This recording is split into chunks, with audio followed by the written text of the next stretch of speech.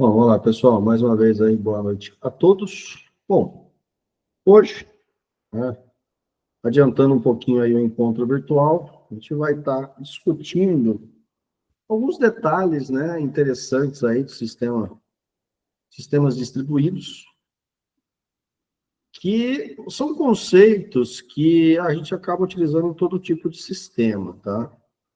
Mas em sistemas distribuídos a gente tem que ter uma atenção muito maior com relação a isso. Por quê? E como a gente já veio estudando, toda vez que a gente pensa em sistemas distribuídos, né, alguma coisa distribuída significa que ela não está num único ponto.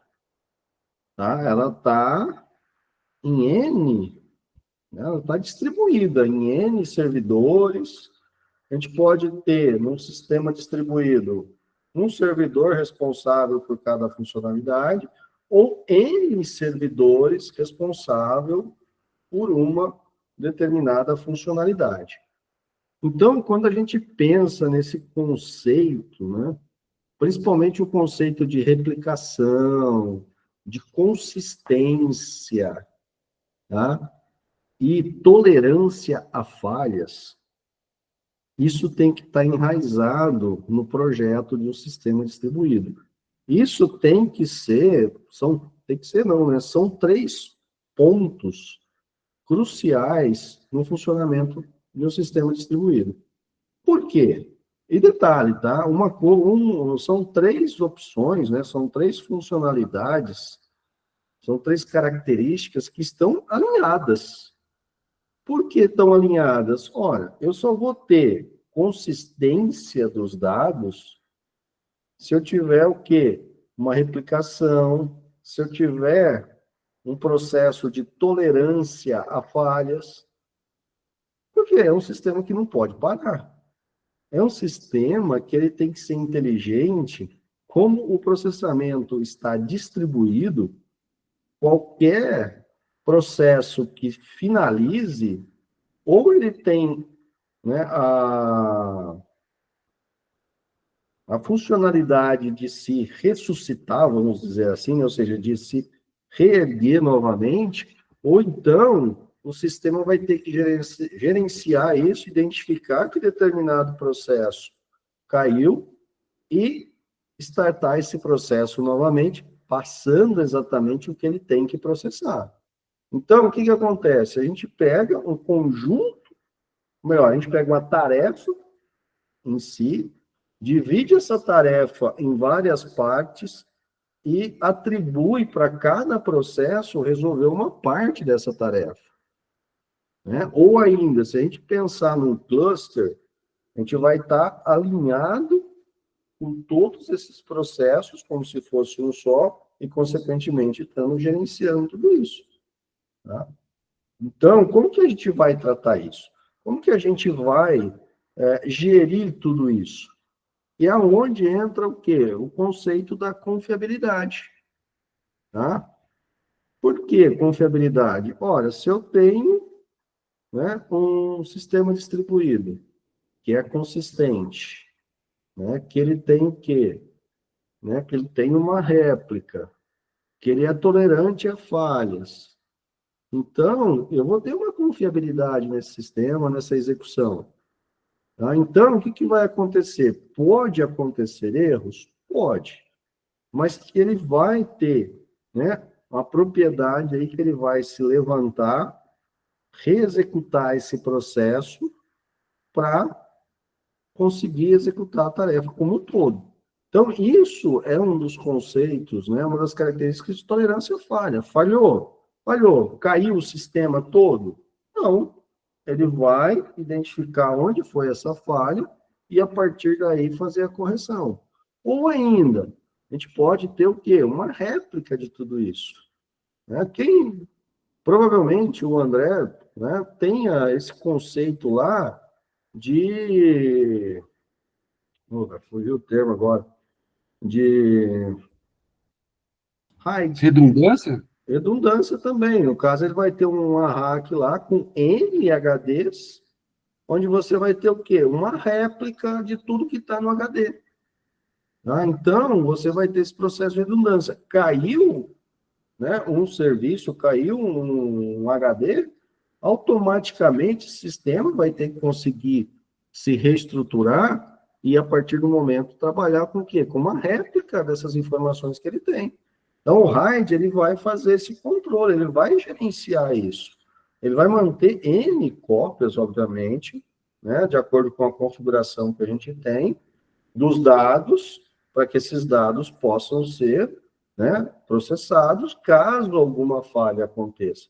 Essa questão de redundância, que a gente pode chamar até de uma réplica, né, desse serviço, é essencial. Ah, mas eu dei um exemplo do RAID, eu vou ter o quê? Uma réplica de um HD, mas espera aí, eu posso ter também uma réplica de um serviço, eu posso ter uma réplica de um processo.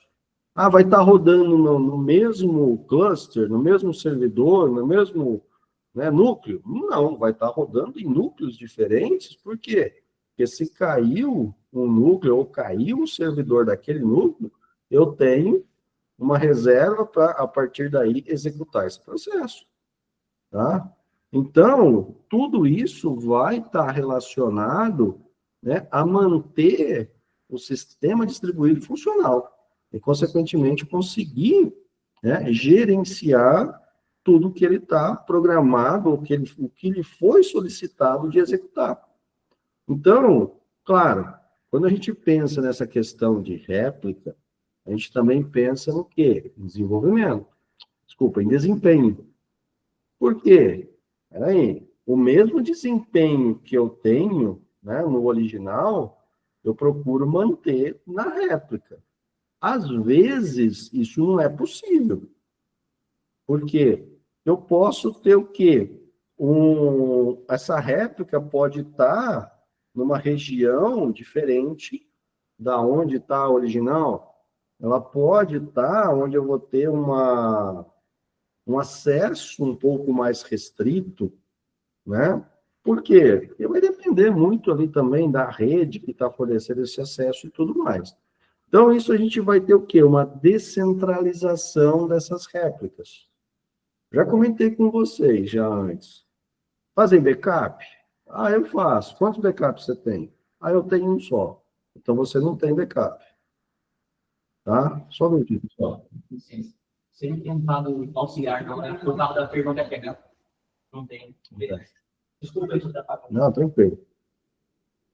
Então, pessoal, voltando aqui, né? Peço desculpa aí, a diretora ficou sem bateria no carro dela. Vamos ter que fazer um esquema ali agora. Então, vamos lá. A gente também tem que pensar nisso, né? Quando a gente fala em backup, eu faço um backup. Então, você não tem backup nenhum. Não, mas eu tenho 2, 3 backups. Mas onde você armazena esses 2, 3 backups? Ah, fica aqui na minha gaveta, no meu escritório. E onde está o servidor? No meu escritório. Então, você também não tem nenhum backup.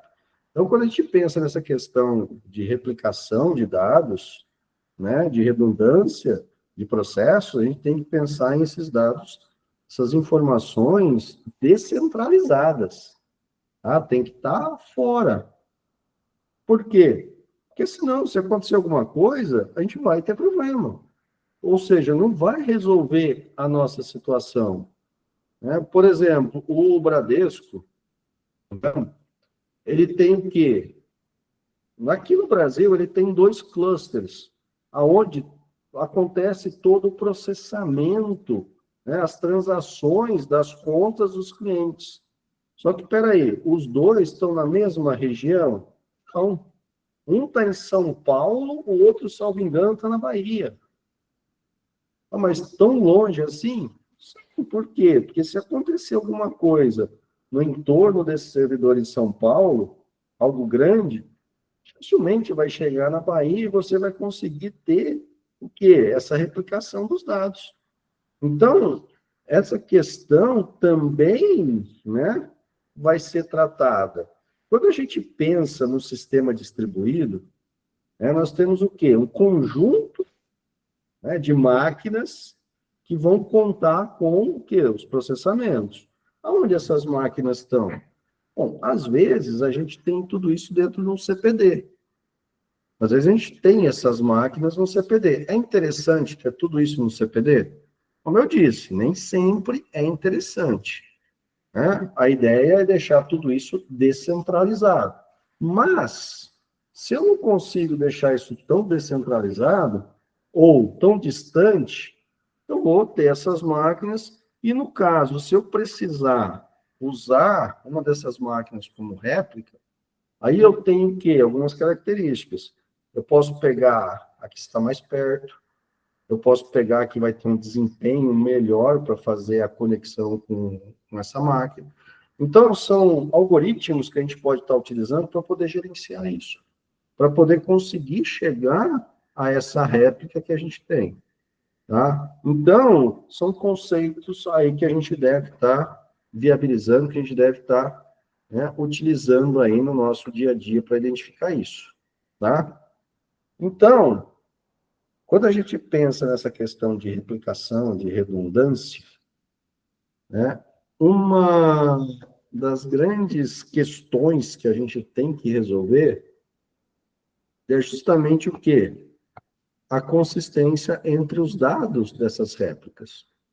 Espera aí, eu estou criando, né, backups, eu estou criando réplicas de execução. Eu tenho que manter o quê? A consistência disso tudo. Eu tenho que manter o que eu tenho na máquina A, tem que ser semelhante ao que eu tenho na máquina B. Porque se a máquina A cair, a B vai assumir, ou vice-versa. Então, a gente tem que manter essa consistência desses dados. Para isso, né, a gente vai ter o quê? Tem que estar tratando isso. A gente vai ter que estar gerenciando toda essa questão, né? Como que a gente vai usufruir disso? Como que a gente vai gerenciar isso? Tá? Então, se a gente pegar um exemplo de um servidor web, de um navegador, de um browser, o que a gente consegue? A gente consegue ter uma cópia local de páginas acessadas. Tá, beleza. Mas e se a página online tiver alguma alteração? Bom, aí a gente vai ter que arcar com esse custo. Ou manter a página, né, local atualizada, ou seja, essa cópia. Então, algumas vezes, vou dar um exemplo aqui, tá? O que acontece? Eu acessei um site, né? Vou pegar um site estático, tá? Eu acessei o site, o que ele faz? Muitas vezes ele salva algumas coisas lá, né? Do navegador, salvou o site na máquina local. Ah, mas isso vai depender também da minha configuração com o navegador. Sim, vamos considerar que o seu navegador está salvando isso. Numa próxima vez que eu vou acessar o site, o que vai acontecer? Ele vai tentar carregar a informação que está lá no servidor web. Se ele não conseguir, o que ele vai fazer? Procurar essa cópia na máquina local. Eu já acessei esse site. Ele vai conferir nas páginas acessadas, numa cópia local. Se eu acessei, ele vai carregar. Um outro esquema que às vezes a gente vê muito, mas isso já é um funcionamento online. Por exemplo, eu faço uma pesquisa no Google. Pesquisando lá uma determinada palavra-chave, ele encontra uma página que reflete o que eu estou buscando, só que no momento que eu clico nessa página, ele vai tentar fazer o quê? Ir lá no endereço original dessa página para trazer ela. Só que no momento que ele bate no endereço original, ele não encontra mais essa página. Alguns serviços redirecionam aquele endereço que não foi encontrado para um servidor de cópias de páginas. Um cache, um servidor de cache. O que ele faz? Ele vai trazer a última cópia que ele fez daquela página para a minha máquina. Mas é o quê? É uma cópia. E nem sempre o que ele está carregando aqui condiz com o que estava lá no servidor original. Mas é uma forma da gente ter o quê? Uma cópia, uma redundância daquela página. Tá? Isso é um processo. Um outro esquema que às vezes a gente pode ter, por exemplo, e a gente vê muito isso aonde? Em web services. O que acontece? Implementei uma aplicação, Tá? Eu implementei um web service do correio. Por quê? Porque eu quero digitar o CEP de origem, o CEP de destino, e quero que ele faça o cálculo de valor e tempo que isso vai demorar para chegar. Por redundância e por melhores práticas, eu não vou manter somente um serviço para calcular isso. Eu vou startar 2 web services distintos do correio que fazem a mesma coisa. Eu vou dar prioridade para um web service que está em um servidor. Mas se esse servidor estiver fora, o web service estiver caído, o que ele vai fazer? Ele automaticamente vai direcionar para o segundo servidor, aonde eu vou ter esses 2 acessos. Ah, mas e o segundo servidor estiver caído? Aí não tem jeito, porque a redundância se foi. Então, tanto o original quanto a redundância deixou de existir. Tá? Então, a gente vai se deparar muito com isso. E tem várias formas da gente estar verificando isso. No caso aqui do servidor web, como eu estou pegando uma página salva, não há garantias, tá? Não há garantias que essa cópia que foi carregada para mim é uma cópia que representa a última versão daquela página. Por quê? Quem me garante que esse servidor, né, de backup fez a atualização da última página? Ele tem um processo lá que deve ter pego uma versão, né, quase uma versão final dessa página. Um outro momento que ele foi acessar, a página não existia. O que aconteceu? Ele simplesmente manteve a última versão que ele tinha. Mas essa página principal pode ter sido atualizada. Tá? Então, a gente tem que tomar sérios cuidados com isso. Alguns servidores, alguns processos desses geram versões dessas páginas. E aí a gente consegue estar analisando a versão. Mas, quando eu falo página, pessoal, não considere que isso funciona somente para uma página web, não. Estou dando esse exemplo. Mas isso pode valer para uma aplicação, pode valer para um banco de dados, pode valer para um conteúdo de tabelas. Tá? Então, tudo isso é algo que está ali, né, que a gente pode utilizar em vários domínios. Tá? Foquem no conceito que vocês podem ter com relação a isso. Tá? Então, dado a essa questão que eu falei, a dificuldade que a gente tem, o problema maior que a gente tem, sincronizar essas réplicas. Quanto mais réplica eu tenho, mais difícil é mantê-las sincronizadas. Tá? Então, o que acontece? Quando que eu vou fazer esse sincronismo? Ora, o sincronismo de uma réplica deveria ser feito em cada atualização da original. Poxa, mas quanto que isso vai me custar? Tá? Quanto que isso vai custar de processamento, de tempo, né, de transporte de dados? Porque cada alteração que eu fizer na original, eu vou ter que atualizar 1, 2, 3, 4, 10 réplicas, por exemplo. Tá? Então, a gente tem que ter o quê? Imaginar um processo que vai ser viável computacionalmente e, é claro, para as informações que a gente tem. Então, por exemplo, como que eu vou tratar isso? Eu posso ter um versionamento dessas réplicas. Posso ter uma réplica original, toda alteração que ela faz, melhor, a fonte, né, que é a original, e cada atualização eu atualizo uma determinada réplica e mantenho o histórico da última réplica que foi atualizada. Tá? Dessa forma, eu consigo ter o quê? Várias réplicas com pequenos detalhes de restrição. Não, melhor, com pequenos detalhes de consistência. E aí eu posso ter um algoritmo que vai flexibilizar essas inconsistências que eu estou tendo nessas réplicas. Tá? Por quê? Eu vou procurar sempre trazer a mais nova. Mas e se a mais recente, né, a mais nova, também estiver desconectada? Eu vou pegar a segunda, mas por quê? Porque tem coisas que é praticamente inviável a gente manter todas essas réplicas atualizadas. O processamento é muito grande, a forma de tratar isso é muito grande. Tá? Demora, é um processo lento, dependendo do tipo de atualização que a gente fizer.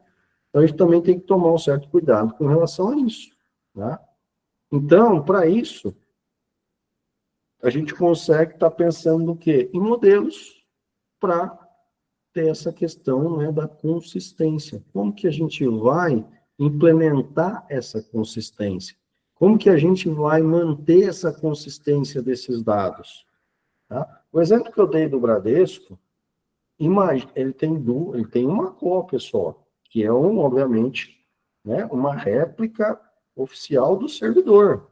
Então, vamos dizer assim, o servidor de São Paulo é o principal, o servidor da Bahia mantém uma réplica dele. Já é um custo exorbitante, dada a quantidade de transações que ocorrem no servidor.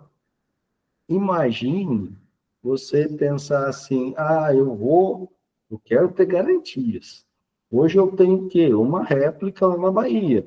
Mas espera aí, eu vou montar uma réplica no Rio Grande do Sul. Eu vou montar uma réplica lá no Acre. Você começou a disseminar opções de réplica. Consequentemente, se já é um trabalho árduo, custoso atualizar uma, imagine 3, 4 réplicas. Numa base de dados, numa base de processos tão intensa. Quantos que a gente pode, né, simular, imaginar quantas transações ocorrem por minuto no Bradesco? Eu estou falando por minuto. Tá? Então, você vai fazer essa atualização da réplica minuto a minuto? Isso é praticamente impossível. Tá? E se der alguma falha, ele não vai conseguir atualizar na réplica exatamente, né, o que foi feito em um minuto no servidor original. Ele vai demandar um tempo maior, vai ter um custo maior. Por quê? É o custo de transmissão dos dados.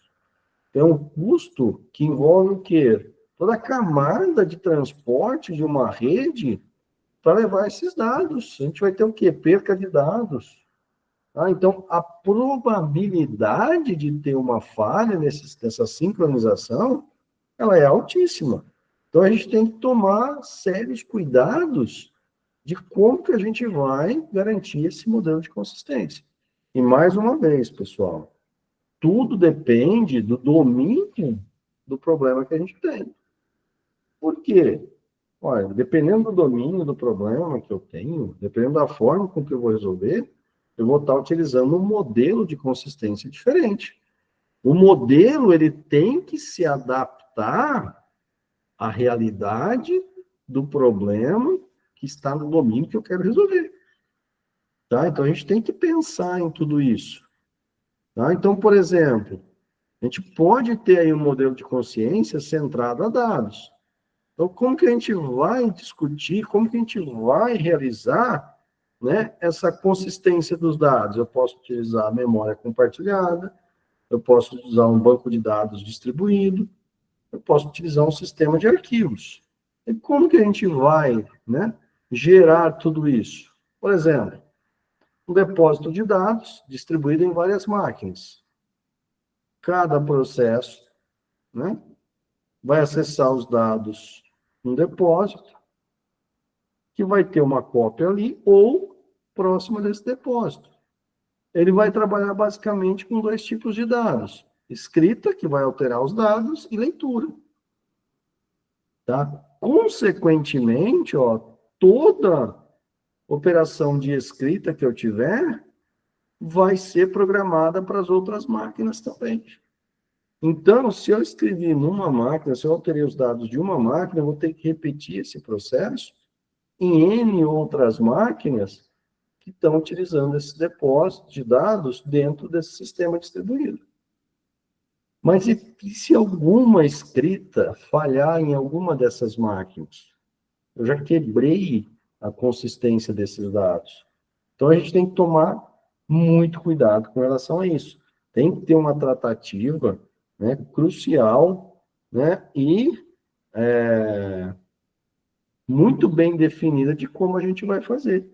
Então, o que a gente vai ter aqui? Um contrato dos processos do depósito de dados. Tá? Então, a gente vai ter que estar gerenciando isso. Tá? Quando a gente for fazer uma leitura, a gente vai sempre, obviamente, esperar ler a última atualização. Então, o processo de sincronismo, ele tem que estar obedecendo todas essas regras de atualização. Fiz em uma, vou ter que replicar isso em todas.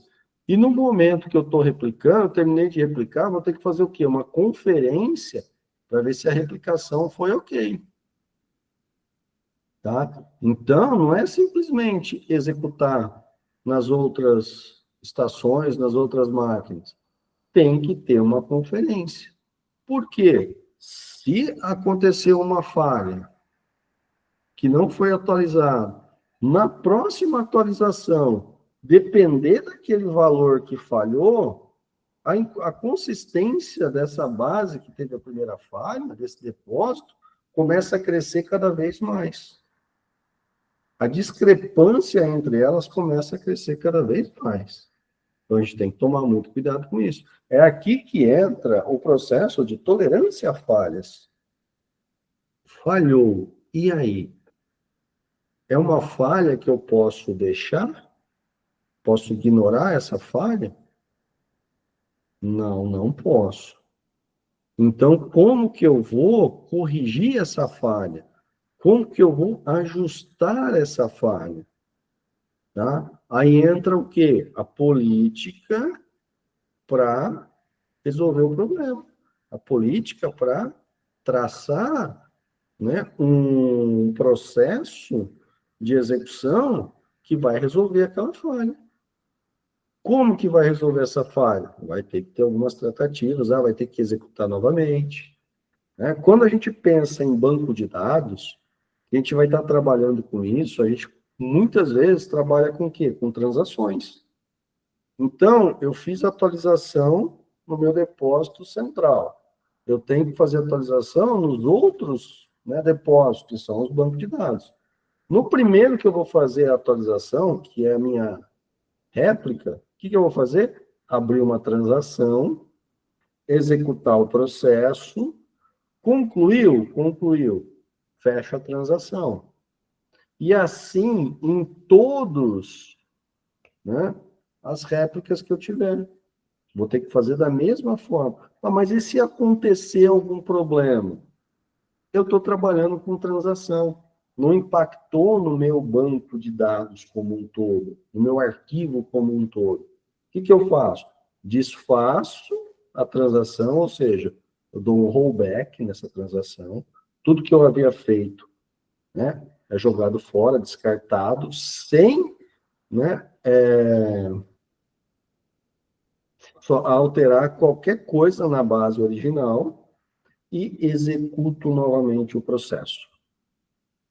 Beleza. Funcionou? Funcionou.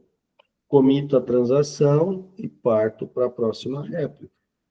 Então, são critérios que a gente vai ter que estar utilizando nesse processo de execução, nesse processo de gerenciamento. Então, quando a gente também trabalha num sistema local, a gente também tem que projetar ele para isso. Ele também tem que ser tolerante a falhas e, principalmente, conseguir se levantar de uma falha. Ele não pode simplesmente ignorar uma falha. Por quê? Ignora uma falha, começa a processar dados errôneos. Ignora de novo, a hora que a gente vai ver, o dado que ele está trabalhando está totalmente errôneo, totalmente fora, né, do padrão. Porque ele foi deixando de processar determinados dados e simplesmente gerando. Então, a gente tem que tomar muito cuidado com isso. Tá? Quando a gente implementa num sistema uma rotina de tratamento de erros, a gente não tem que simplesmente, deu erro, ignora e continua. Por quê? Esse ignorar e continuar pode deixar de produzir uma informação que vai impactar no cálculo lá na frente. Imagine uma falha num controle operacional, tá? De um faturamento, aonde aconteceu uma falha, onde ele deveria ter descontado um imposto, vamos dizer assim, e ele foi calculando N valores, né, N acréscimos em cima daquele valor total sem o desconto. Ao final, virou-se o quê? Uma bola de neve, porque os dados foram sendo processados erroneamente. Né? Então, era para ter dado lá, sei lá, 20% de desconto. Imagine que você tem lá um valor de 100, dado 20% de desconto, o cálculo, a partir daí de impostos e tudo mais, é em cima dos 80. Mas ele deu um erro nesse desconto, que não foi, e começou a trabalhar com o valor 100. Então, todo o imposto que foi gerido, né, nesse sistema foi em cima do quê? De 100. Por quê? Porque o sistema identificou uma falha e ignorou essa falha e continuou a sua execução, sem tomar nenhuma atitude. E lá na frente você vai, vamos dizer assim, se fosse pagar imposto, iria pagar um imposto no mínimo 20% maior, né, do que você deveria ser pago. Na verdade, vai dar um pouco mais, dependendo aí do cálculo de juros, de impostos, né, que você for colocar em cima desse valor. Então, é justamente isso. Tolerância à falha. Falhou, falhou. Como resolver essa falha? Faz o cálculo novamente? Vai depender do tipo, né, do grau dessa falha que executou. Consigo recuperar a falha? Consigo. O que eu tenho que fazer para recuperar? Tal processo. Não consigo recuperar a falha. O que eu tenho que fazer? Mata o processo, reexecuta tudo de novo. Se a falha persistir, dois caminhos. Ou os dados que estão sendo utilizados para processar são errados, ou a regra de negócio que está processando está errada. Aí, ou você atualiza a entrada de dados desse processo, ou você vai lá e atualiza a regra de negócio do processo. Mas ele tem que saber identificar isso. Tá? Então, toda vez que a gente pensa em tolerância a falhas, a gente tem que pensar o quê? Identificar a falha, resolver a falha e dar continuidade, ou identificar a falha, ver que não é possível resolver e parar ali a execução. Não consigo resolver. Para, deixa as coisas fluírem. Tá? Então, isso vai impactar na consistência desses dados. Claro, se falhou só num servidor, no momento que todos os demais servidores apresentarem um problema e eu for pegar dali, ou o servidor mais próximo falhar e eu for pegar os dados desse servidor que está com falha, a partir daí todo o cálculo, toda a informação que eu for trabalhar, ela vai estar errada. Tá? Ela vai gerir dados de formas diferentes. Isso pode impactar, de acordo com o domínio da aplicação, em percas significativas. Tá? Então, a gente tem que tomar cuidado com relação a isso. Tá? Então, a gente pode ter o quê? Um sincronismo para saber como que está a escrita, qual foi o último, utilizando, né, um mecanismo aí para identificar quem foi o último processo a ser escrito.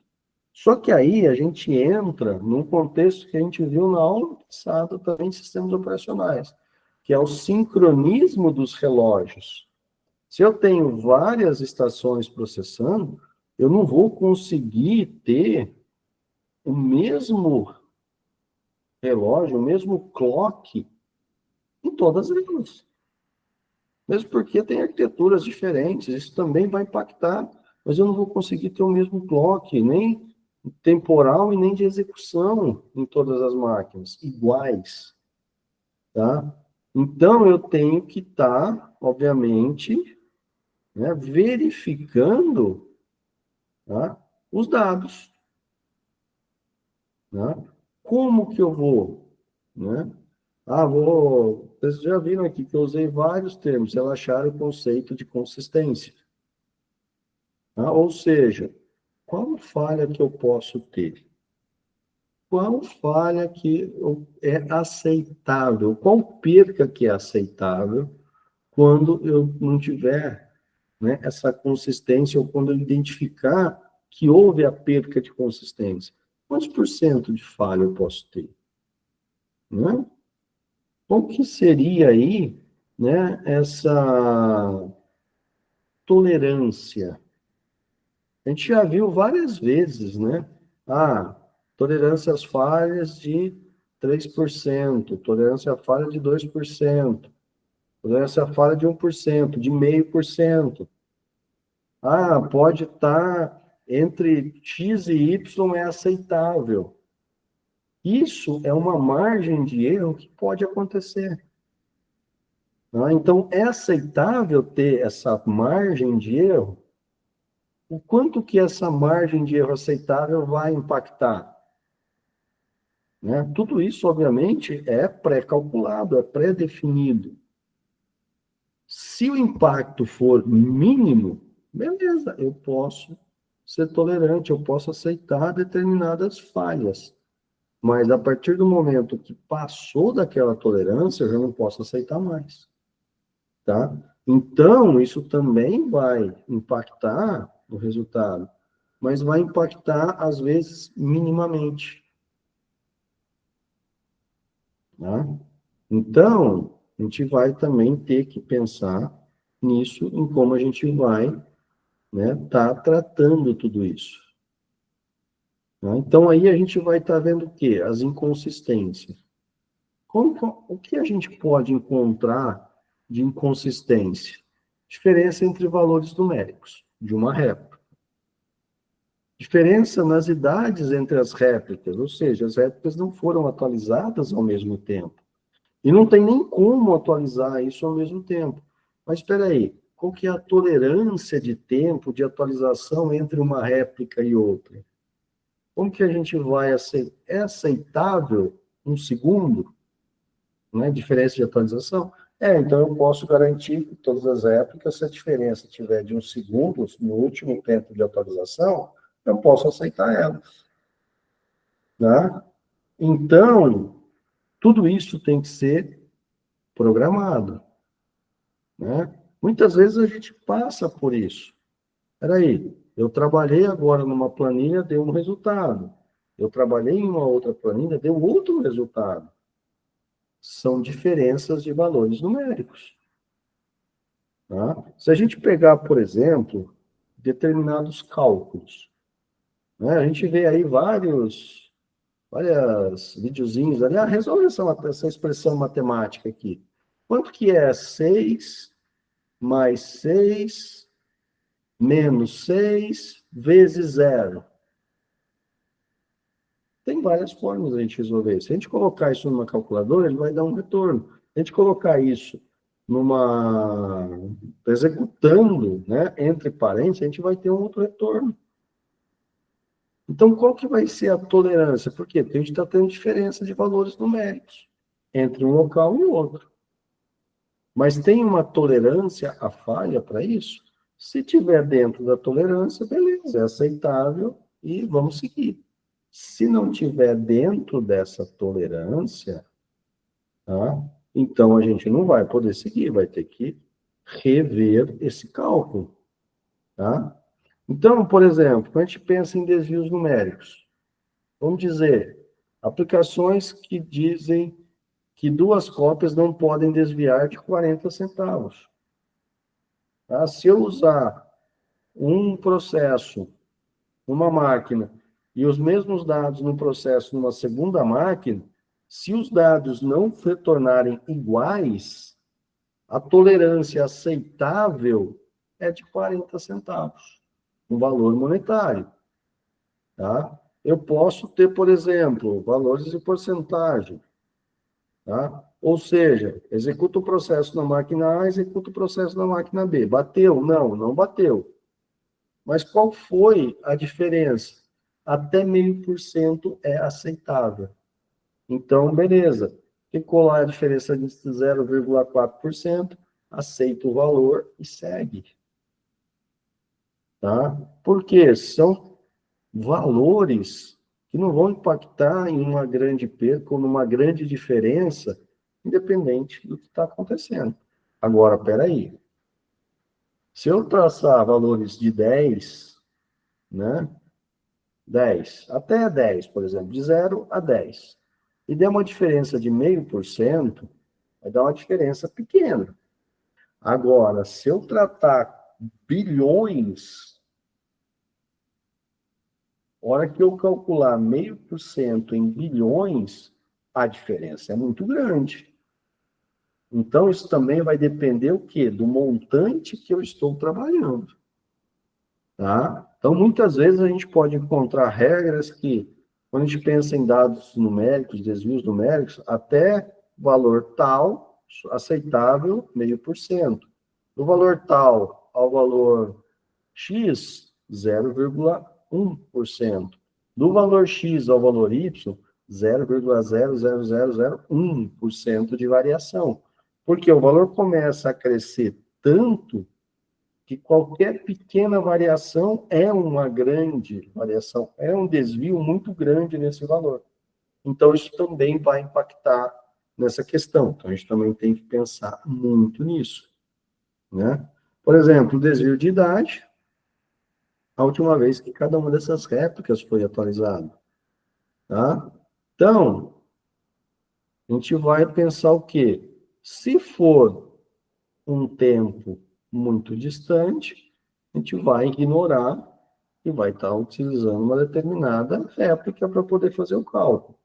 Se for um tempo muito curto, tá? O que a gente vai fazer? Posso usar qualquer uma dessas réplicas. A gente vai ter que ter esse controle. Também vai ter alguns critérios que a gente vai ter que utilizar, mesmo quando a gente pensa nessa questão de tempo, tá? Porque senão vai dar ruim. Tá? Com relação à ordenação das operações, isso daqui é crucial. Por quê?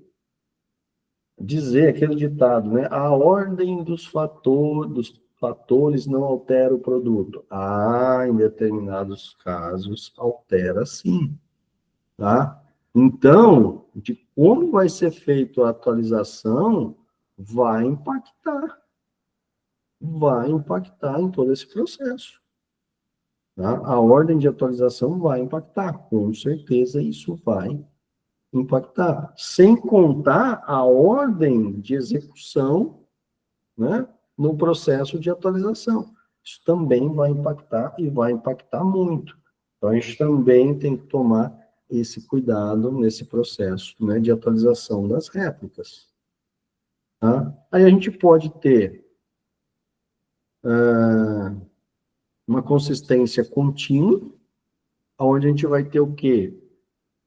Com que consistência, né, que vai acontecer a atualização, ou seja, o tempo.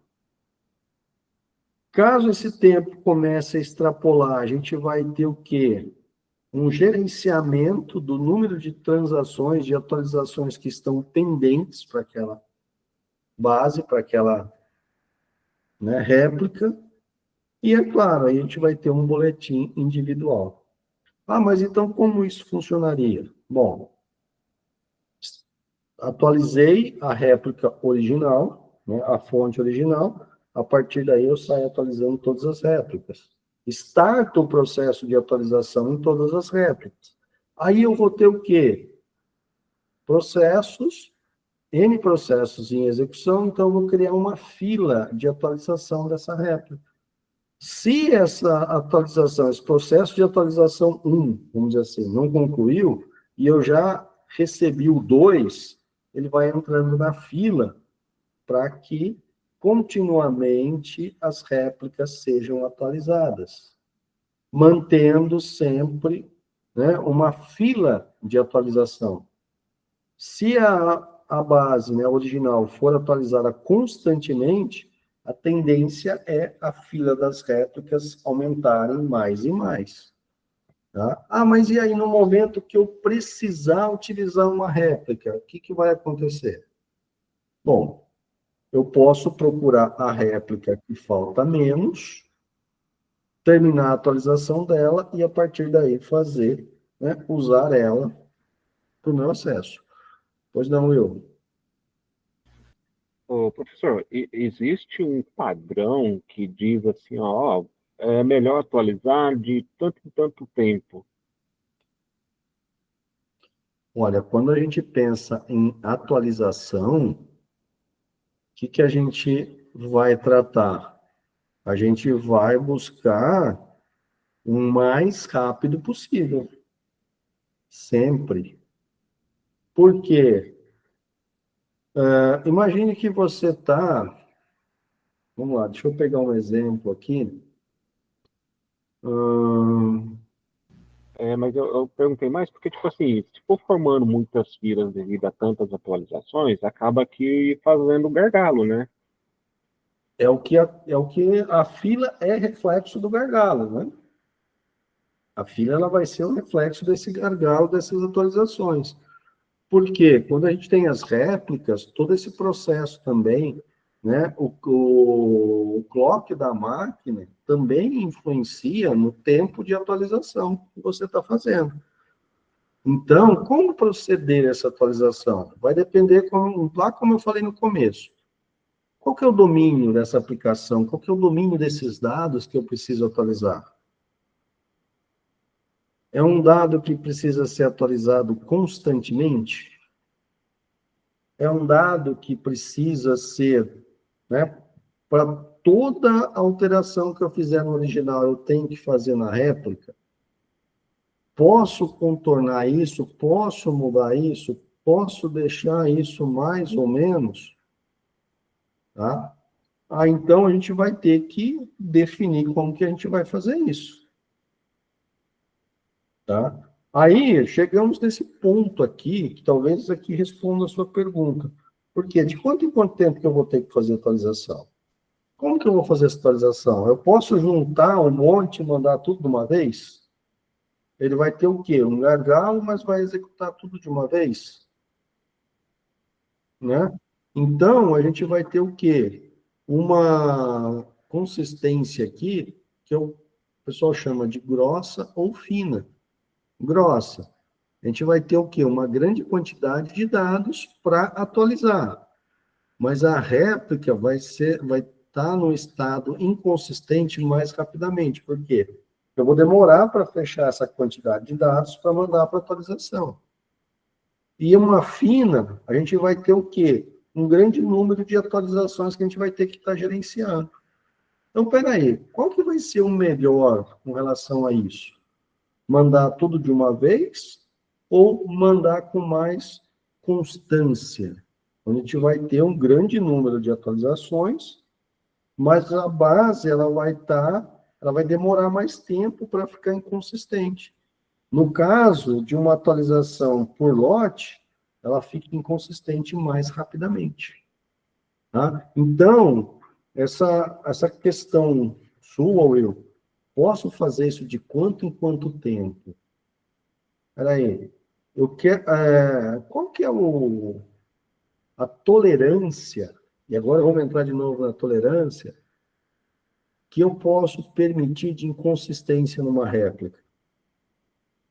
Isso é uma pergunta a se fazer para responder a sua pergunta.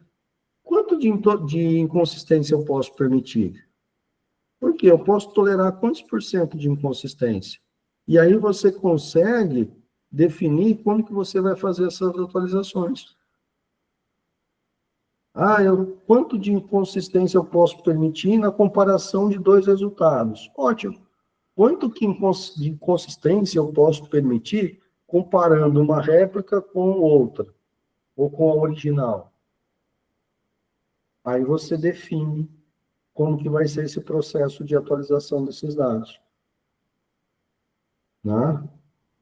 Por quê? Porque você vai fazer a atualização no momento que essa tolerância chegar num ponto crítico. Entendi. E nesse caso de granulidade aí, por acaso é aquela que eles falam fat e thin? Desculpa, eu dei uma cortada aqui. Porque o termo em inglês que eu ouvi falar uma vez era fat e thin, né? Que é gorda e magra. Isso. É isso aqui, né? Fat, e sim, fat thin. Você pode usar dessa forma. Pode usar esse conceito. Por que gorda? Porque ela vai com mais, vamos dizer assim, uma quantidade maior de atualização. Provavelmente, se você considerar uma tolerância muito alta, né, de inconsistência, você vai trabalhar com uma atualização, uma granularidade FAT, porque ela vai mais parrudo. Se você tolerar implementar uma tolerância, né, de inconsistência mais baixa, você vai trabalhar com o quê? Com uma atualização mais fina, menor, vamos dizer assim, né? Mais Pequena, magra. mais magra. Só que aí você vai estar executando muito mais, tá? Então você vai ter um número maior de inserções, de atualizações nessa base, porque ela vai estar sendo acionada mais vezes. Então isso vai depender muito do que você está buscando. Como que a gente pode tratar isso? Eu posso, sei lá, implementar isso de uma forma dinâmica? Até dá. O que eu vou considerar para implementar isso de uma forma dinâmica? Vou considerar o desempenho de cada servidor que eu estou utilizando para as réplicas. Por exemplo, se eu tiver um servidor mais rápido para atualizar, eu posso trabalhar com o quê? Com uma granularidade fina. Por quê? Porque ele vai conseguir executar esse gerenciamento muito mais rápido. E eu vou manter essa réplica muito mais atualizada. Tá? Se eu tenho um servidor menos parrudo, então eu posso, ao invés de eu ficar explorando esse servidor o tempo todo, eu posso trabalhar com uma forma mais grossa. Beleza, André? Sem problemas. Depois eu vou disponibilizar a gravação lá no YouTube, tá ok? Fechado. Boa noite, pessoal. Beleza. Obrigado aí por hoje. Boa. Valeu. Né? Então, a gente vai ter essa questão aí que a gente vai estar, né, atualizando. Né? Claro, isso pela granularidade. Uma outra, a gente vai trabalhar com o quê? Com uma atualização sequencial. Né? Então, como que vai funcionar essa atualização sequencial? Eu vou ter, por exemplo, o processo 1. Vamos considerar aí 2 processos. Eu estou considerando aqui 4 processos, né? Vamos lá. 4 processos. Então, o P1 vai executar o quê? WX A para X. Depois, o processo 2 ajusta o valor de X para B. O processo 3 e 4, primeiro leem o valor de B e a operação distrita do processo 2. Né? Então, o que vai acontecer? Ó, pegando o primeiro exemplo aqui. P1 gravou A, P2 ajustou o valor de X para B, P3 leu o valor, né, de B e P4 leu o valor de A. Só que aí, o que aconteceu? Se eu estou lendo aqui, no processo 4, ele veio o quê? E gravou novamente o processo B. Tá? O que aconteceu? Dá a entender, né, que ocorreu alguma coisa antes do processo 1. Tá? Então, a gente tem que buscar o quê? Ter os processos com a mesma intercalação. Tá? Então, o processo 3 e o processo 4 tem que fazer as duas coisas ao mesmo tempo. Só que o processo 3 aqui, ó, segunda opção A. Processo 1 gravou A em X. Processo 2 gravou B em X. Processo 3 leu X em B. Depois, leu o quê? X em A. E o processo 4 leu X, melhor, leu, né? X sendo B, e depois X sendo A. Na opção B aqui, teve o quê? Uma inversão. Tá? Por quê? Porque o processo 4 pulou o processo B, a leitura do B. Então, ele leu antes o A. E aqui a gente tem o quê? Uma discrepância de execução, uma discrepância de sequência de execução. O processo A seria a sequência correta. Né? O B aqui já é onde ocorreu a discrepância. Por quê? Porque ele leu A primeiro e depois leu B. E não leu B primeiro e depois A. Porque eles têm que ler o valor de B e o valor de A. Tá? Para depois fazer alguma mudança. O que pode refletir isso? Um retardo em gravar a informação de A aqui. Um retardo na hora de finalizar, né, a escrita de A em X. Então, ele pegou, leu o B, depois que terminou o processo 1, é que ele foi ler. Então, aqui ele já não trouxe o A, ele já trouxe B. Depois que ele foi gravar o B novamente. Então, ele teve aqui uma série de falhas numa sequência de execução desse processo. Tá? Então, a gente também tem que ter esse gerenciamento. Tá? E aí, dessa forma, nesse resultado aqui, a gente vai concluir que o resultado final é B, quando, na verdade, o resultado era para ser A. Tá? Então, a gente tem que tomar cuidado com essa questão da sequência que a gente está definindo. Isso vai impactar no quê? Na velocidade de execução de cada processo. Né? Mais uma vez, quando eu trabalho com esses processamentos distribuídos, eu não tenho um sincronismo perfeito de clock temporal. E eu também não tenho um sincronismo de clock de execução. Clock temporal é o quê? O tempo do relógio, tá? Externo, 10 horas, 11 horas. Clock de execução é o quê? É o tempo de cada ciclo de execução, tá? Provavelmente aqui o ciclo não foi suficiente para terminar a escrita de A. E ele já entrou o quê? O processo 2 fazendo a escrita de B. Aí, na sequência, entrou o quê? A leitura de B. Provavelmente voltou a escrita de A. E assim sucessivamente. Tá? Para depois fazer a leitura de A. E depois executou de novo a leitura de B. Então, é um processo ali que os clocks é que vão estar definindo, né? E podem impactar nessa sequência de execução. Mas e se eu usar um relógio para gerenciar isso? Muitas vezes a gente não consegue utilizar o relógio para gerenciar isso. Tá? Muitas vezes a gente vai se deparar com o quê? Com o atraso desse relógio, tá? Para poder e tentar, obviamente, atraso de relógio temporal vai impactar no processo de execução. Então, a gente tem que ponderar e tem que tomar cuidado com isso, tem que estar analisando tudo isso. Tá? Então, tudo isso vai impactar muito, né, no resultado. Então, se eu pegar aqui, processo 1, X recebe 1, print Y e Z, vai imprimir o quê? Tudo 1.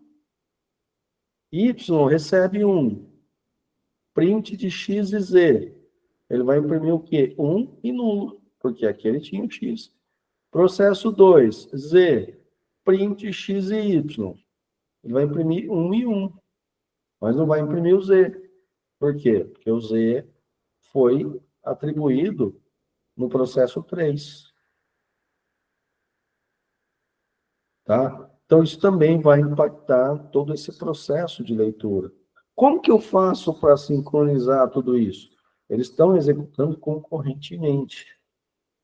Tá? Eu teria que executar o processo 1, confirmar que o processo 2 foi executado, confirmar que o processo 3 foi executado, para depois dar continuidade no print. Então, eu teria que executar essa primeira etapa primeiro para todos os processos, para depois executar a segunda etapa. Então, isso vai influenciar no quê? Na consistência sequencial. Para ter uma consistência, eu vou ter que definir uma sequência de execução. Tá? Então, a gente vai ter que tomar o quê? Cuidado com relação a isso. Porque senão ele sempre vai estar imprimindo o quê? Valores zeros. Aqui, por exemplo, ele traz o quê? N formatos aqui para execução. E notem que, de acordo com a execução aqui, ele vai estar imprimindo valores diferentes. Se eu executar atribuindo 1 para x, imprimindo. Atribuindo 1 para y, imprimindo. Atribuindo 1 para z, imprimindo. Eu vou ter o resultado o quê? 0, 0, 10, 11. Se eu considerar atribuindo para x, atribuindo para y, imprimindo xz, yz, atribuindo z, imprimindo xy, 1, 0, 1, 0, 11. Se eu considerar outro tipo de execução, mudando a ordem aqui, ó, y e z, eu vou ter 0, 10, 0, 1, 0, 1, 11. Se eu imprimir, atribuir todos os valores para depois fazer a impressão, eu vou ter o resultado 1, 1, 1, 1. Tá? Então, a forma com que a gente faz essa execução vai influenciar o resultado final. Então, a gente também tem que ter consciência e tem que tomar cuidado com relação a isso. Tá? Então, a gente vai ter que ter o quê? Uma forma, né, de estar gerando isso. Aqui eu já estou pensando numa consistência causal, ou seja, deixa as coisas acontecerem. A gente vai ter resultados diferentes. Por quê? Eu começo, executei o processo 1, depois executou o processo 2, 3 e 4. Depois executou o processo 2 novamente. Depois voltou para o processo 1. Depois executou o processo 3 e o processo 4. E, por último, o processo 3 e o processo 4. Então, isso daqui é uma sequência casual de execução. Não tem uma sequência correta. Tá? Então, cada uma vai ter o quê? Um resultado diferente. A gente vai tratar isso de uma forma diferente. Eu pensei que eu tinha colocado aqui, mas eu não coloquei, não. Então, a gente tem que, em alguns casos, remover algumas sequências. Deixar, né, de executar alguma coisa. Vai depender do quê? De como, né, a gente está gerenciando. Como que a gente vai manter a consistência, sendo que algo está, né, executando de maneira casual. Então, se eu quero fazer a gravação de 2 informações, eu vou fazer primeiro o quê? A gravação, depois eu faço a leitura nesses processos. Então, eu vou executar o processo, mesmo casualmente, ó, só a gravação. Aqui, provavelmente, ele tentou fazer uma leitura. O que aconteceu? Foi removido. Não, por quê? Porque eu não fiz a gravação no processo 2. E eu só vou poder fazer a leitura depois que eu fizer a gravação. Então, ele está executando de uma maneira casual. Mas, mesmo estando casual, eu quero definir o que vai ser executado primeiro. Eu quero gerenciar como que tudo isso vai ser executado. Então, eu vou remover na execução do processo aquilo que não deve ser feito. Ou seja, eu vou pular essa execução. Ah, o processo entrou para ser executado. Ah, mas é para fazer leitura. Opa, mas ele não pode fazer leitura ainda. Tá? Porque ele ainda tem que gravar alguma coisa. Aí, após ele fazer a leitura, melhor, após ele fazer todas as gravações que ele tem que fazer, aí ele pode fazer todas as leituras. Tá? Então, quando a gente pensa nesse gerenciamento de réplicas, a gente tem que decidir onde, quando e por quem as réplicas vão ser posicionadas, vão ser atualizadas. E quais os mecanismos, ou o mecanismo que vai manter essas réplicas consistentes. Então, são problemas clássicos aí que a gente tem que resolver. Então, a gente pode ter o quê? Por posicionamento. A gente pode dividir em 2 subprogramas. Posicionar servidores de réplicas ou posicionamento de conteúdo. De réplica, a gente vai achar a melhor localização para colocar um servidor que pode hospedar um depósito de dados local. De conteúdo, achar os melhores servidores para colocar o conteúdo. Tá? Primeiro, posicionar o servidor, depois o conteúdo. Tá? Então, aqui eu estou pensando no quê? Aonde eu vou colocar o meu dado? Aonde eu vou colocar o local que vai gravar esses dados? Tá? Eu vou achar a melhor localização? Qual que é a melhor localização para criar esse depósito de dados? A partir do momento que eu achei essa melhor localização, ou as melhores localizações, os melhores servidores, tá? Eu vou pegar o quê? Dessas melhores localizações, quais são os melhores servidores? Então, digamos que eu defini locais, né? Regionais, vamos pensar em regionalização. Desses melhores locais próximos da onde eu estou, quais são os melhores servidores que eu posso utilizar? Então, são 2 processos de escolha. Um relacionado aos locais mais próximos, para ter um acesso muito mais rápido, e o outro dentre esses locais que têm um acesso muito mais rápido, quais são os melhores servidores para eu poder estar utilizando? E a partir daí a gente vai, né, fazendo todo esse processo. Pois não, Will? Dá para escolher o local do servidor em si? Dá, você consegue. Na verdade, é assim, ó. Vamos lá. Você tem à disposição N servidores. Tá? Então, qual que é a localidade desses servidores? Vamos trazer um pouco aqui para a prática, assim. Por exemplo, eu tenho um servidor em São Paulo, eu tenho um servidor em Ribeirão Preto, eu tenho um servidor em Araguari, eu tenho um servidor em Belo Horizonte, eu tenho um servidor no Rio de Janeiro, e eu tenho um servidor em Uberaba. Mas, professor, tipo assim, quando você faz a contratação, você pode escolher essas localidades. Não, aí é que tá. Vamos lá. Tá. Não é que você vai fazer a contratação. Você vai ter à disposição um conjunto de servidores. Aonde esses servidores estão, você não sabe. No Professor, momento...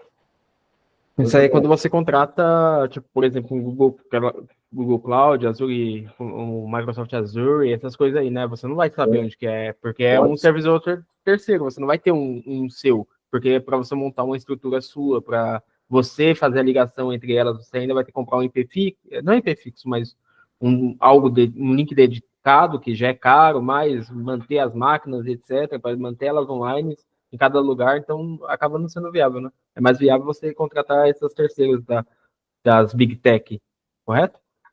O Fabiano deu um exemplo interessante aqui, ó. Vamos lá. Seria isso, montar um servidor hoje, você arcar com todas as custas de um servidor, não é interessante. Mas, por exemplo, você foi lá na Amazon, no Google, né? AWS da Amazon, Google, da Microsoft, o Azure, enfim. Independente daquela que você for.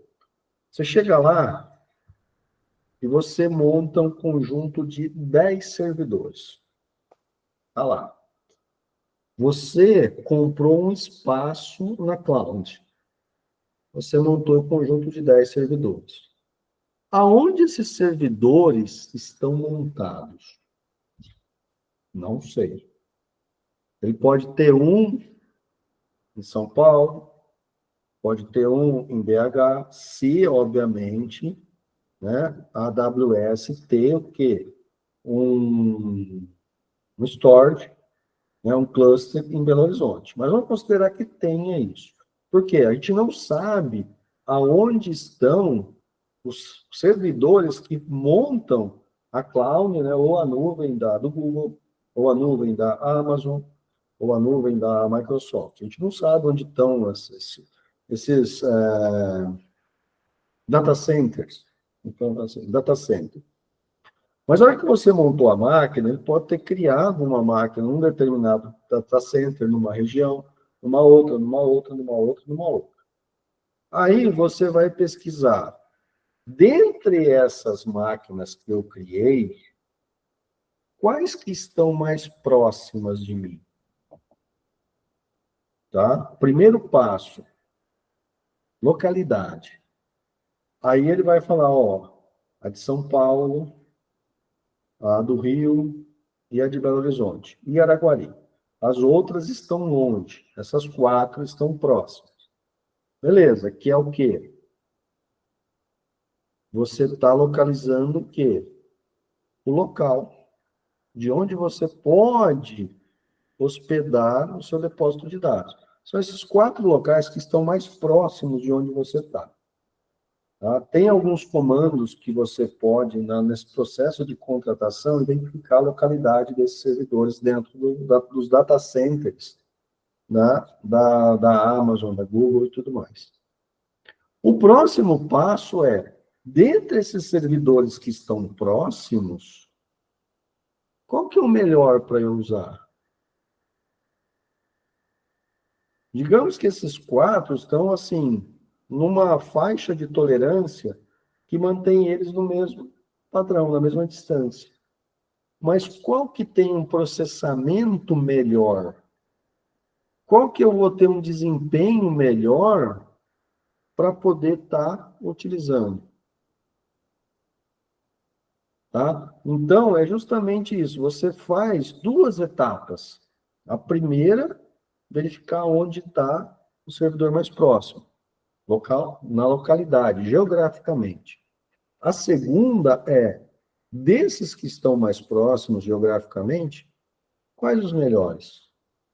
Ah, eu quero ter 2 réplicas. Então, quais são os 2 melhores para processamento? Digamos que seja o de São Paulo e o de Araguari.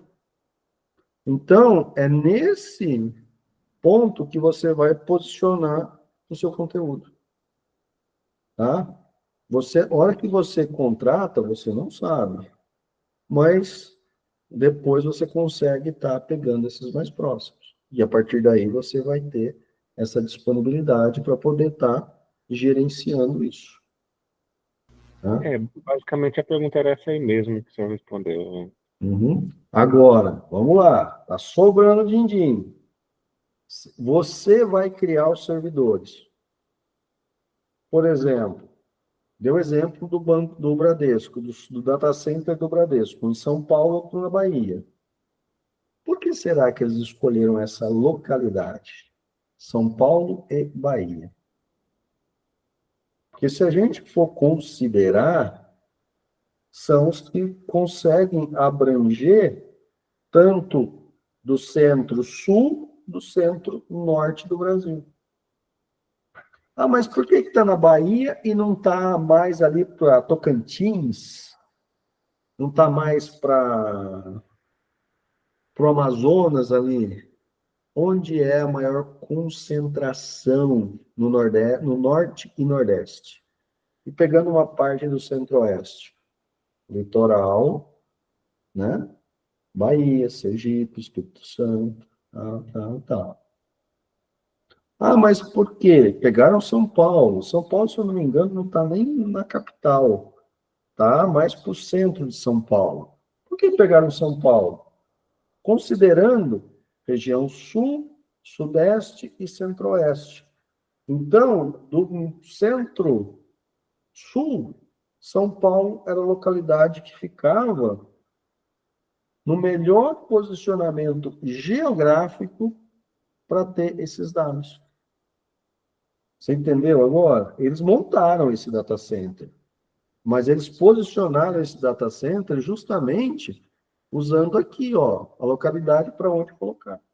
qual a melhor distância, qual seria o ponto ali, né, de distância e, principalmente, né, de quantidade de transações.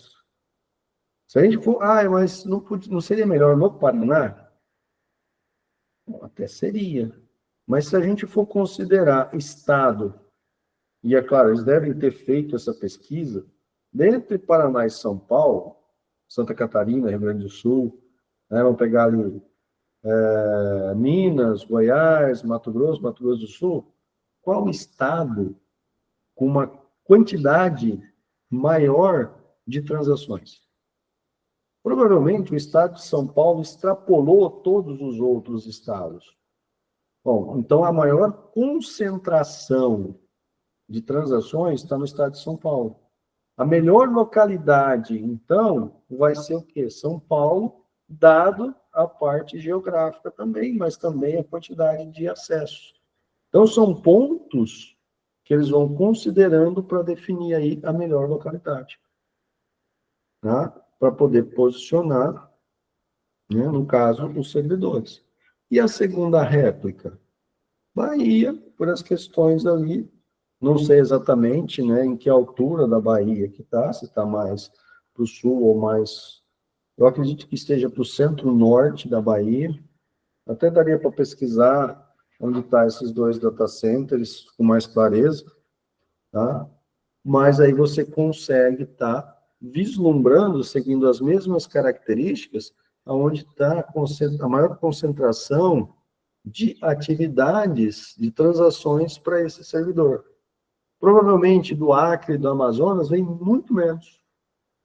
Então, não justificaria ter uma distância muito maior para, vai lá, 70% das transações, do que você ter uma distância maior para 30% das transações. Se considerar o Acre, 1% das transações, sem ofender quem está no Acre, mas fazendo um cálculo aqui muito absurdo com relação a isso, tá?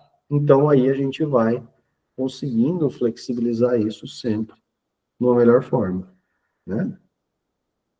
Bom, aqui justamente, né?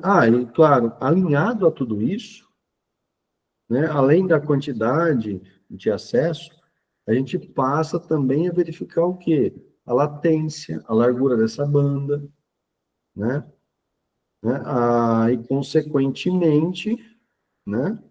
Todo esse processo, se a gente tem uma largura de banda muito maior na região, a gente vai também aproveitar isso, né? Mesmo porque a gente precisa ter essa largura de banda maior para poder, né, conseguir dar conta de todo esse fluxo de transações que está chegando no servidor. Tá? Então, a gente precisa ter esse gerenciamento que está sendo feito. Bom, aí eu acabei explicando, né, dando esse exemplo do data center aí, do Bradesco, todas essas questões aqui, onde a gente vai estar selecionando aí a melhor localidade, né, para a implantação das réplicas e, consequentemente, né, tá tendo toda essa restrição, esse ajuste.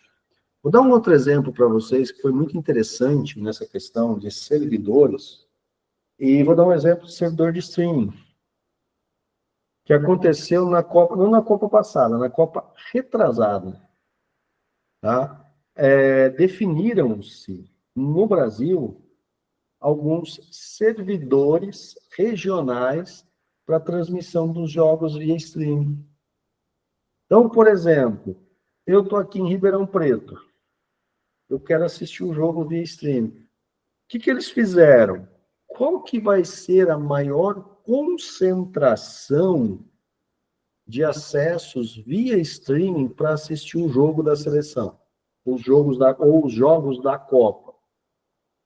Então, eles já previamente fizeram uma análise de quanto era, né, o acesso nas regiões para assistir o jogo. Beleza. Teve uma concentração muito maior aonde? Centro. A gente pega aí Minas, São Paulo, Paraná, Rio de Janeiro A mineração foi nessa concentração. Só que a maior concentração foi ainda em São Paulo, e isso se destacava em algumas regiões da parte norte de São Paulo. Então, eu lembro que eles colocaram um servidor de transmissão de streaming para os jogos em BH, eles colocaram um em Campinas, colocaram um aqui em Ribeirão Preto, colocaram um em São Paulo, colocaram no Rio de Janeiro, colocaram em Resende, no Rio de Janeiro, né? E colocaram, salvo engano, um outro, claro, com menos acesso em Presidente Prudente. São José do Rio Preto pegava Ribeirão. Sorocaba ali pegava São Paulo, o centro do estado pegava Campinas, tá? Então, eles dividiram os servidores de transmissão de streaming justamente pensando na região e como eles conseguiriam aí ter o melhor aproveitamento, tá, das bandas sem dar gargalo e sem ter problema de falhas na conexão, tá? Então, tem esse detalhe que a gente pode estar identificando numa rede e saber aonde a gente vai posicionar esses servidores para ter o melhor desempenho. Isso também vale quando a gente trabalha com sistema distribuído. Se eu estou fazendo um sistema distribuído e eu vou ter servidores distribuídos, qual que vai ser o melhor? Qual que vai ser a melhor localidade? Qual que vai ser a melhor distância? Qual que vai ser o que tem o melhor clock para poder estar executando e para poder estar trabalhando? Tá? Então, a gente tem que pensar em todas essas considerações que a gente precisa colocar. Então, tudo isso está relacionado aonde? Em servidores de replicação. Ora, o servidor web que estava gerando o streaming, ele estava replicando. Consequentemente, ele tinha que ser atualizado por alguém, tá? Mas a gente tinha um monte de acessos a ele. Então, o mesmo que estava no servidor, né, o mesmo streaming que estava chegando para o servidor de Ribeirão, Campinas, São Paulo, Presidente Prudente, né, Belo Horizonte, ele estava sincronizado com um servidor maior. Mas agora, imagine concentrar tudo isso num servidor maior, né? A gente ia ter o quê? Um gargalo de execução, de solicitações nesse servidor. Então, divide-se isso, de acordo com as localidades, puxa um gancho do servidor principal para esses, que vão ser 2, 3, 10, 20 saindo de um servidor principal, e a partir daí os servidores secundários, claro, considerando também a latência da banda para chegar até esses servidores. Tá? Então, tudo isso é considerado, tudo isso tem que ser analisado, tem que ser medido quando a gente pensa nesse contexto de sistema distribuído. Ok? Bom, pessoal, um último ponto que eu queria discutir com vocês aqui, né, a gente falou um pouco aí durante a explicação também de tolerância a falhas, como deve proceder, como deve estar corrigindo. Mas, quando a gente trabalha com sistemas distribuídos, algo que a gente tem que tomar cuidado e se precaver muito está relacionado ao quê? A segurança. A segurança dos dados que estão sendo transmitidos. Então, nesse ponto, a gente entra num conceito de criptografia. Tá? Como que a gente consegue criptografar os dados? Como que a gente vai transmitir esses dados com segurança? Como que a gente vai organizar esses dados de maneira segura? Né? Por quê? Porque está distribuído. Eu tenho um processamento no local A, outro no processo B, outro no processo C, e depois tudo isso vai ter que ser juntado.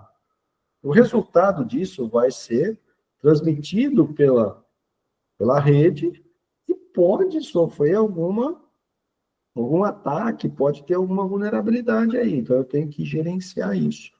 Quando a gente pensa no conceito de criptografia, o que a gente está fazendo? A gente está alterando a estrutura da informação de uma forma que ela fique embaralhada e eu não consiga entender exatamente o que está sendo transmitido ali. Então, muitas vezes, quando a gente parte para esse conceito de criptografia, a gente vai usar uma chave. Tá?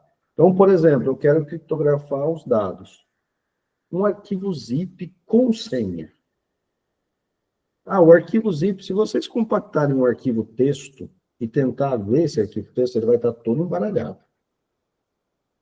Se você colocar uma senha nesse arquivo, ele vai ficar muito mais embaralhado.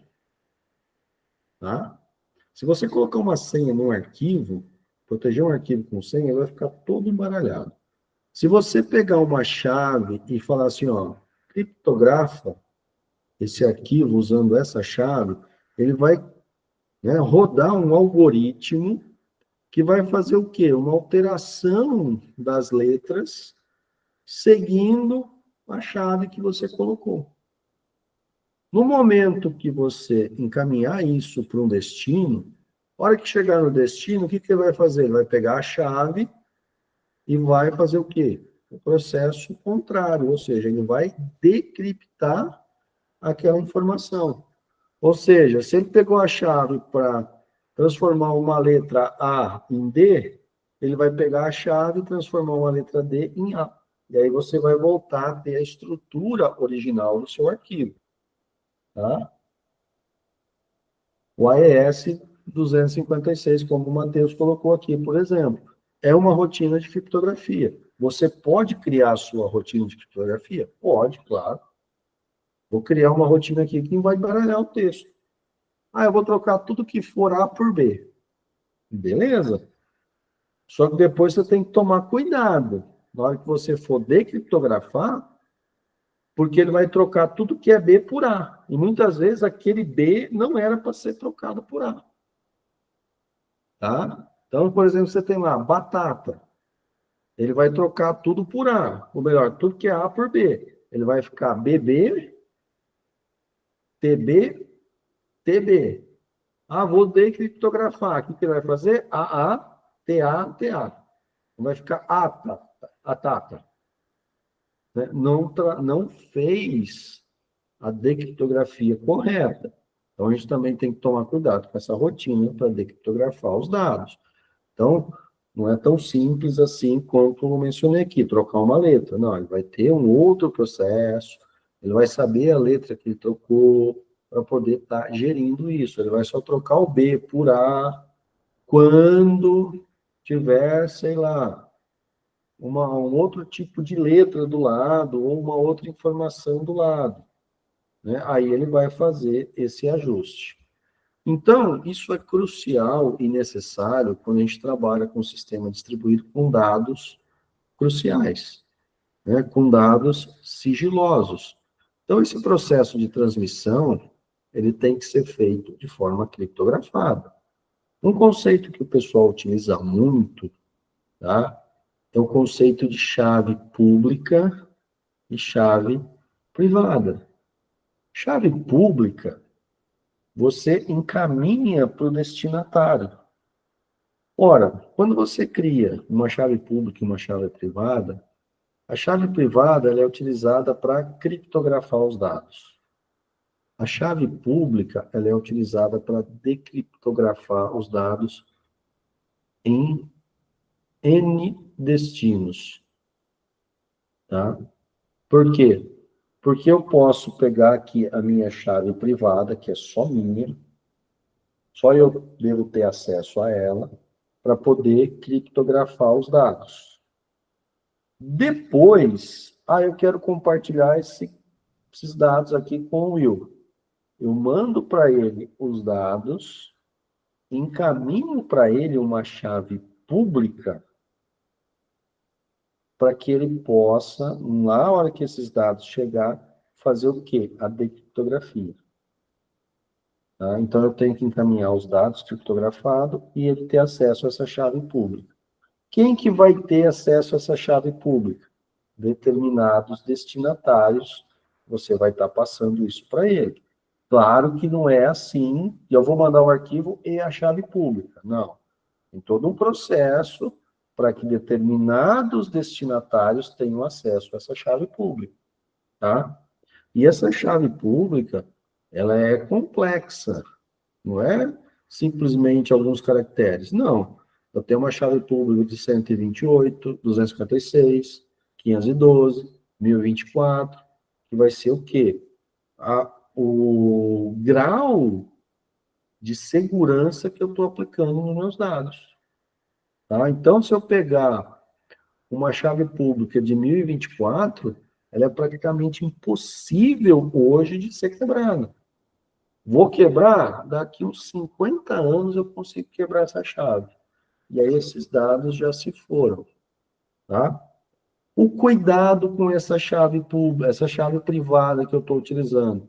Se eu criptografar meus dados com essa chave privada e eu perder essa chave, esquece, eu nunca vou conseguir decriptografar os dados mais. Temos um grande exemplo que agora, salvo engano, vai virar filme ou um seriado, não me lembro agora, que é aquele europeu, que eu não lembro agora o nome do país, que fazendo uma limpeza, né, no seu escritório, pegou um HD e jogou o HD no lixo. Por engano ou não, não sei. Mas nesse HD tinha chave privada para descriptar os seus bitcoins. Ou seja, o cara hoje, ele tem no HD lá no escritório dele, um arquivo criptografado com uma chave que vale 770 milhões de reais. Pode usar? Não. Por quê? Porque ele jogou o HD com a chave privada para poder decriptografar no lixo. Ele já ameaçou comprar o lixão, para você ter ideia, para tentar achar esse HD. Tá? Acho que é na Inglaterra. Não lembro, no Reino Unido, alguma coisa assim. Faz mais de 12 anos, 17, não sei, são anos que ele perdeu esse HD. Eu sei que hoje, contabilizado, os bitcoins que ele tem são 770 milhões de reais ou dólares, um negócio assim. Eu sei que é uma coisa absurda. É uma fortuna dentro de um arquivo que você não consegue fazer nada. Ah, consegue decriptografar? Põe para rodar ali forever, por força bruta, durante sei lá quantos anos. Às vezes até séculos. Talvez, se ele tiver a sorte de sair aí um computador quântico, ele vai conseguir decriptografar essas informações. Tá? Mas ele vai precisar do quê? Do computador quântico para reduzir isso, talvez, por alguns anos, ao invés de algumas décadas. Né? Então, a gente tem que tomar muito cuidado com relação a isso. Nós temos que, vou usar? Vou. Guarda isso num local seguro. Posso pôr na nuvem? Desde que você também tenha uma nuvem criptografada. Ou com uma segurança mais alta, senão tudo isso vai se perder também. Então, níveis de criptografia, níveis de segurança, a gente vai ter uma série de opções que a gente vai poder estar utilizando. Né? Hoje a gente também tem o quê? As assinaturas digitais. Né? Fala-se muito em, assina esse documento digitalmente. Hoje ninguém mais imprime, assina, digitaliza e manda.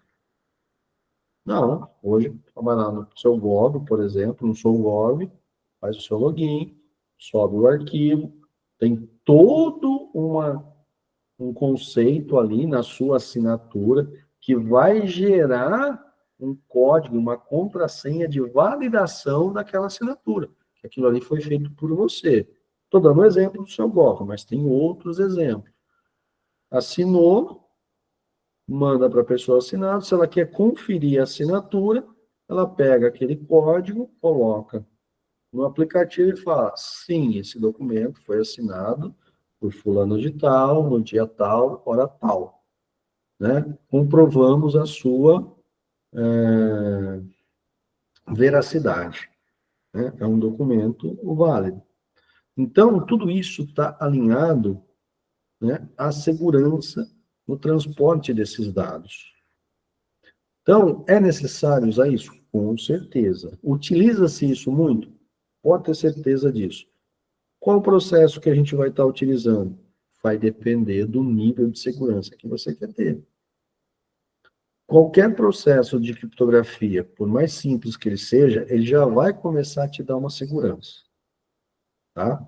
Ah, mas eu estou fazendo aqui esse arquivo tem dados vitais, cruciais, que valem milhões. Você não vai colocar uma segurança simples. Você vai colocar uma segurança mais, né, robusta com relação a isso, mais difícil de ser quebrado. Então, aí você vai aumentando o nível, né, e o grau de complexidade dessa criptografia para poder gerir e manter esses dados. Então, você sempre vai ter o quê? Do lado A, a criptografia, do lado B, a decriptografia. Do lado A, uma chave privada, só você detém essa chave. Do lado B, uma chave pública, vai permitir que você faça, que é onde você recebeu, né, a informação, você vai conseguir decriptografar ela. Olha lá, o Matheus contando as suas peripécias, ó. Criptografia e dor de cabeça andam juntos. No início, quando você não está acostumado, já perdi alguns documentos aprendendo isso. Mas aprendi com os erros. Sim, você tem que tomar cuidado com relação a isso, né? É questão de segurança desses documentos. Fez o teste com uma chave, depois você perdeu essa chave, perdeu-se o documento. Porque você só vai conseguir extrair esses dados com a chave que você usou para criptografar. Tá? Outra chave você não consegue. Já, né, a gente às vezes, estou aqui mexendo, tal, gerei uma chave, criptografei. Aí você esquece daquela chave, você vai lá e gera outra. Substitui aquela que você tinha gerado antes. Vai tentar decriptografar o arquivo que foi gerado, criptografado com a chave anterior, ele não vai conseguir fazer, porque não bate as características da chave com a criptografia que foi implementada. Então, a gente tem que tomar muito cuidado com relação a isso. É vital? É, com certeza. Mas temos que trabalhar com segurança relacionada a isso. Tá? Há muitas coisas que a gente acaba usando a criptografia.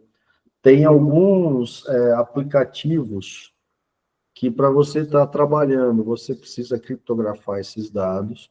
Então, você precisa definir uma chave privada, uma chave pública.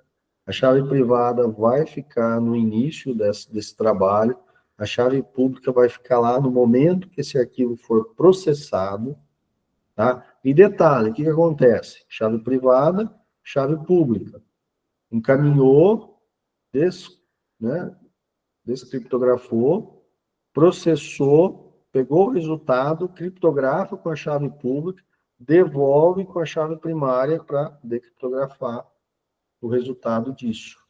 Então, a chave primária, ela vai ser usada para criptografar, para enviar, e também para decriptografar, para poder estar recebendo esses dados e, consequentemente, a partir daí.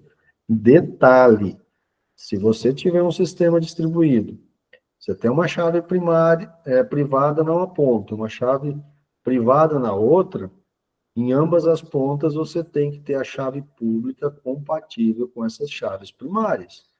Se não, compactou criptografou com a chave privada o resultado. Mandou a chave privada aqui, não vai conseguir descompactar, vai ter que ser uma chave pública aqui, né, onde vai estar esperando da chave privada lá na origem. Então, se aprofundem, tá, um pouco mais nessa questão de criptografia, tá? Como isso funciona. Verifiquem aí todos, né, os algoritmos para gerar essas chaves públicas e privadas. Hoje a gente se fala muito em assinatura digital, o eCPF, o eCNPJ, dentre outras opções que a gente tem aí também, tá? Que isso já vem também com o conceito de criptografia embutido. Então, dei uma aprofundada nesse assunto, por quê? Porque é um assunto que, se a gente for falar, nós vamos ficar aí muitos dias discutindo toda essa questão, tá? E existem aí uma infinidade, né, de algoritmos de criptografia. Pois não, Matheus? Eu ia falar com você, professor. Hoje eu aprendi já a mexer mais com criptografia hoje. Eu não uso para sistema distribuído, mas também serve para sistema distribuído. A YubiKey, eu uso ela e, pô, mudou minha vida, sabe? Mudou bastante a minha vida, porque eu já perdi muita chave por causa de backup, de fazer muito backup, de trocar computador e tudo mais, de ficar corrompido, pendrive e tudo mais. E é como por isso que eu falei que no início era muita dor de cabeça, mas foi melhorando. Entendeu? Depois, conforme você vai pegando o jeito, você vai entendendo, tipo assim, como realmente saber administrar suas chaves, etc. Porque não é assim. Se você jogar em qualquer lugar, daqui a pouco tu tá perdendo ela muito fácil. Com certeza. Com certeza. Hoje, a gente tem que tomar muito cuidado com relação a isso. A forma com que a gente vai... Você tem que entender o seguinte: se você perder a chave da casa de vocês, vocês vão conseguir entrar nela? Exatamente. Se você perder a chave do seu arquivo, você não vai conseguir acessar ele.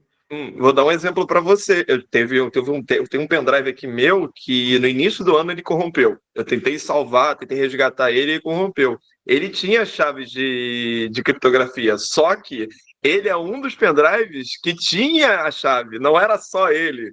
Tinha a nuvem, tinha pendrive, tinha o YubiKey, tinha um bando de coisa. Então acabou que eu não perdi, mas se eu tivesse guardado só nele, já era. Já perdi tudo.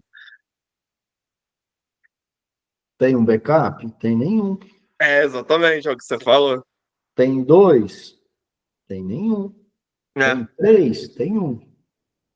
Exatamente. Eu tenho aqui para criptografia, eu tenho 3 pendrives e 2 opções de internet. Um é aquele gerenciador e o outro é a nuvem. Exatamente para evitar isso. Pessoal, passou a utilizar criptografia, tem que tomar cuidado. Tá? Ah, vou guardar meus dados criptografados. Cuidado. Vai dar problema? É possibilidade grande aí de dar problema se você perder isso. Então, eu vou até pesquisar o cara aqui. Existe um comentário do pessoal da criptografia que é muito engraçado, que o cara fala que você fica tão seguro, tão seguro, tão seguro que nem você consegue salvar o teu arquivo, de tão seguro que tá. Mas ué. Ó, um tal de James, não, o sócio de James, não foi ele. Pra vocês terem ideia, hoje é 800 milhões de dólares, o que equivale a um pouco mais de 4,5 bilhões de reais. É um britânico. Acreditou dele? Por quê? Porque ele jogou o HD fora que tinha criptografia para as criptomoedas dele. É um britânico. E não, o pior não é ter jogado, o problema é só ter isso, tipo, só ter um backup também. Não é só ter um backup. Então, ó, foi em 2013. Ele está há 12 anos tentando achar esse HD. Não vai achar. Para vocês terem ideia. Está no lixão, vai saber aonde. Está no país de Gales. E ele tentou comprar o lixão. Aí o governo não quer vender o lixão para ele, por quê? Porque está com medo dele começar a mexer lá e criar um crime ambiental. Por quê? Porque tem uma série de gases, tóxicos, tem uma série de coisas. Sim. Alegação, ele já perdeu todas as instâncias. Né? Eu estava lendo isso, inclusive, semana passada. Ele perdeu todas as instâncias junto na Suprema Corte, né? Nos fóruns lá e tal. Por quê? Porque ninguém dá ganho de causa para ele. Ele tá todo Isso mesmo, o cara ele só tá interessado em pegar o dinheiro dele, não tá interessado no resto, e esse é o problema. Então, aí você pega 800 milhões de dólares, você imagine a pessoa, tá na mão dela 800 milhões de dólares e ela não pode fazer nada.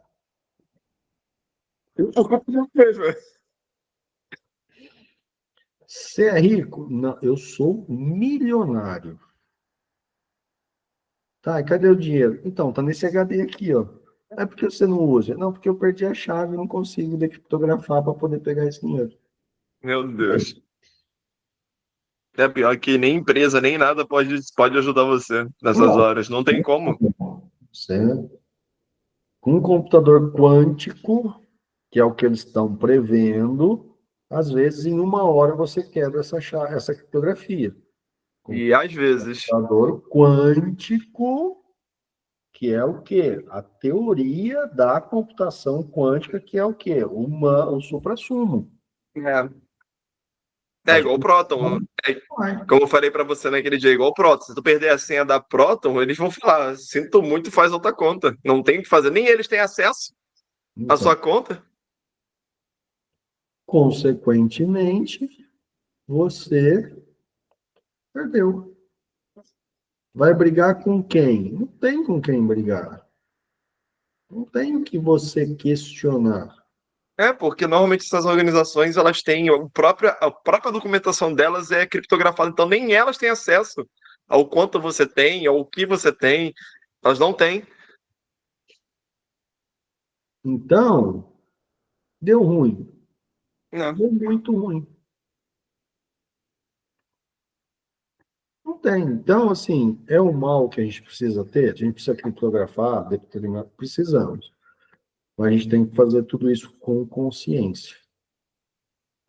Exatamente. É igual a verificação de 2 etapas. Muita gente perde conta porque, porque joga para lá, deixa para lá, não liga. É aquele detalhe. Deu ruim. Como resolver isso? Old question, porque é uma questão eterna. Não vai. Hoje não tem como resolver isso. Perdeu a chave, não tem como restaurar isso. Simplesmente Não. esquece, se perdeu, foi-se. Não dá para a gente estar tratando isso. Tá? Então, tem uma aprofundada aí nessa parte de criptografia, geração. Existem vários aplicativos para geração de chaves, tá? Chaves privadas e chaves públicas. Eu espero não ter confundido chave privada com chave primária. Se eu falei em algum momento chave primária, ignore, é chave privada, que já estou embolando tudo com banco de dados aqui. Então, tem vários aplicativos que geram isso, tem vários níveis de segurança, tá? Sim. Tem uma aprofundada nesse contexto, que aí vocês vão conseguir estar visualizando um pouco melhor essa parte. A questão, né, das assinaturas digitais é algo que a gente já está convivendo com isso, principalmente no seu Gov, né? São vários pontos que a gente acaba utilizando nesse processo para assinaturas de documentos. Então, é algo assim que já está mais enraizado no nosso dia a dia, mas existem outras empresas que fazem esse processo também de assinatura digital e tudo mais. Tem vários mecanismos para isso.